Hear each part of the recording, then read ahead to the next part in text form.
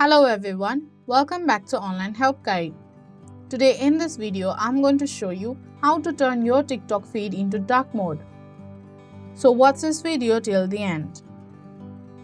But before we get into it, let us know about dark mode. Dark mode is a browser extension that turns the TikTok dark, making it more pleasant to spend time in the dark. So let's begin. First, open your TikTok app. Then tap on Profile that is on the bottom right corner of your screen.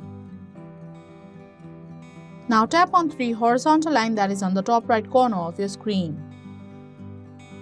A menu bar will pop up. Tap on Settings and Privacy.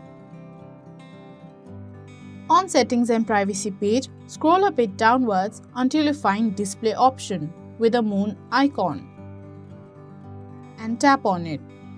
On Display page, there you will see Light and Dark option. Tap on Dark option. So that is how you change TikTok feed into dark mode. Thank you for watching Online Help Guide. Hope this video was helpful. If it was, then hit the like button and comment down if you have any questions or feedback.